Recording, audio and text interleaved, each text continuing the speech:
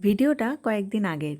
তখন গরম খুবই ছিল আর যখন ভিডিওটা বানাচ্ছি তখন বৃষ্টি পড়ছে।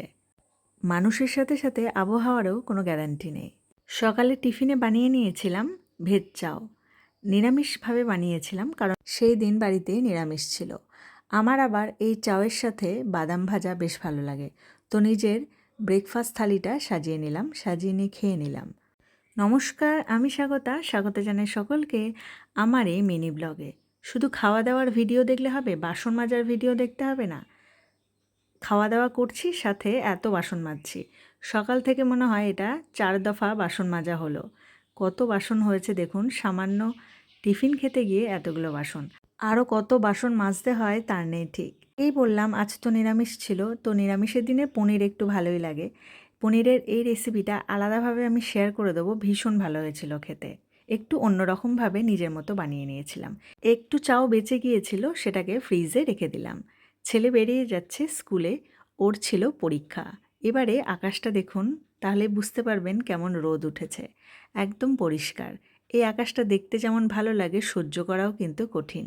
এখন এই রকম আকাশ প্রায় দেখতে পাওয়া যাবে মোটামুটি দুর্গাপুজো অবধি। আর এই রকম আকাশ দেখলেই মনে হয় দুর্গাপুজো চলে এসেছে। মা বানিয়েছিল আমসত্ত্ব, তো সেইটাই রোদে দিয়েছিলাম। বাড়িতে কেউ ছিল না, আমি আর ছেলেই ছিলাম। ছেলে তো আপাতত স্কুলে বেরিয়ে গেল। এবারে আমি নিজের মতো একটু সময় কাটাবো। কয়েকদিন ধরে খুব লেবু চিনির জল খাওয়া হয়ে যাচ্ছিল। মানে খুব বেশি করে চিনিটা দিয়ে লেবু চিনির জল খাওয়া হচ্ছিল। তো সেইটাকে এখন বাদ দিয়ে বানিয়ে নিয়েছিলাম কিউকাম্বার ডিটক্স ওয়াটার। এইটা কিভাবে বানায় চলুন তাহলে বলি। লেবু গোল গোল স্লাইস করে কেটে নিয়েছি, আর শসাও গোল গোল স্লাইস করে কেটে নিয়েছি, আর নিয়েছি 2-3 কুচি মতো আদা। এবারে জলের মধ্যে 3 থেকে 4 ঘন্টা ভিজিয়ে রাখলেই রেডি।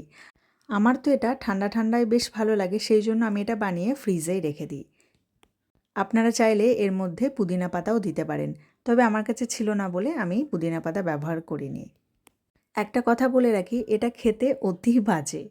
তো আমার অভ্যেস হয়ে গেছে, আগে খেতে পারতাম না, এখন খেতে পারি, কোনো অসুবিধা হয় না। আর এটা ডায়েটের জন্যও বেশ ভালো। দেখতেই পেলেন ঘড়িতে এখন 12:30 বাজে।